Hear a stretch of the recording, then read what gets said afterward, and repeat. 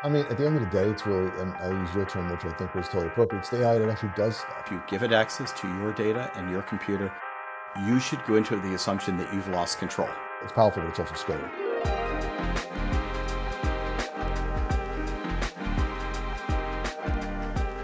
OpenClaw, or one of its other names, and we'll talk about the other names. They include ClaudeBot and MoltBot, but Yes. and we'll talk about the naming. But like, how do you not hear about it? I mean, how often does it come up in your feed? Oh, I feel like it's every other messages about this. It's all over the place. It came out of nowhere. Like all of a sudden, I'm going through my feeds and I'm like, what is OpenClaw? What is ClaudeBot? What is this stuff? Because it's permeating everything. And all of a sudden, everybody's now an expert in, OpenClaw, ClaudeBot. I've done this, I've done that. I'm like, well, what is it? So hopefully, 2 weeks ago, someone asked me. 2 weeks ago, someone asked me about ClaudeBot, and I immediately started answering for Claude Code. I thought that's what they said. I just in my head, I'm Exactly. like ClaudeBot, Claude Code. Turns out, nope, something completely different. And hilariously, 2 weeks later, you can't escape it. Now, We're going to peel back the onion a little bit on this. Let's start with the name, because there are all these names floating out there that are confusing to people. exactly. And as we'll talk about, we're also confusing to Anthropic, the creators of Claude, hence some of the name changes. But yeah, well, Yes. what's the history of this? You might be better at, but and if I miss anything, please, please, correct me over here. What I And find it's kind out, of funny to call it history because it's only a few months old, right? But it's already had a I history. feel like it's been around for 5 minutes. You know what I find actually, before even going to the naming and why it's where it is today, what I find fascinating and truly just, where we are today and just the generation of software development tools, the initial version of this was done over a weekend. He hacked it together over a weekend, which I find, and these days I guess not as fascinating, but I was, years ago, this would have taken months, months and months and months of work to do something with a fractional of the capabilities of this tool. And here we are today. Somebody decided to put it out over the weekend. All of a sudden, it's exploded across the world. It's got, I can't tell you how many hundreds of thousands, if not millions of downloads by now. And I feel like it's permeating every place. Yeah. So yeah, let's talk We're about. we're very much in the era of velocity over good design and secure design, right? Like it's just how fast can you get something released and pushed? Yeah, no, it's the classic, Silicon Valley approach: break things fast and fix them later.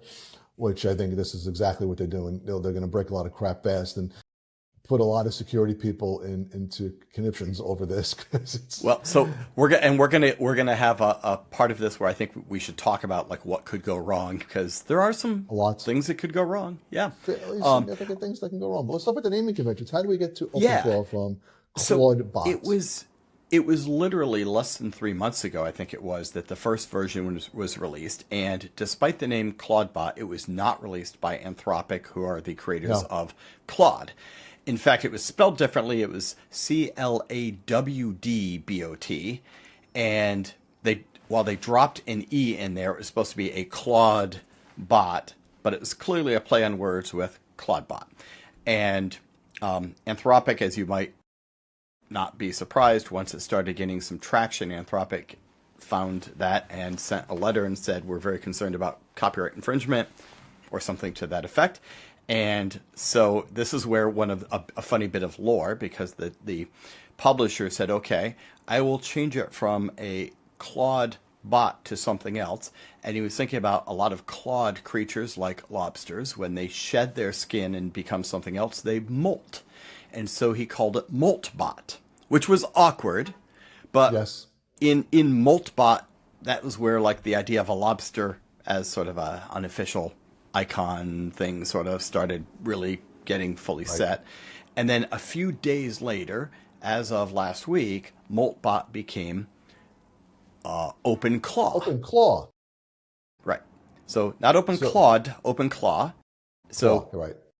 if you hear ClaudeBot, MoltBot, or OpenClaw, they are all the same thing, and they are all now referring to what is properly known as OpenClaw.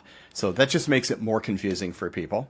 Well, I think that's why I was confused initially too, because I saw all these terms out there. I'm like, well, what is this? It doesn't make any sense. Are they competitors? It wasn't clear until you explained it to me, which kind of And makes it's sense. funny because I shudder to think how much more popular this could be if it actually had a consistent name that whole time and some good marketing behind it. Because even with all that confusing name change, the stats I looked up the other day said that it now has over 145,000 GitHub stars, and it's been in the top handful of fastest growing open source projects in the history of GitHub. So the adoption on this is crazy. Astounding. Crazy astounding.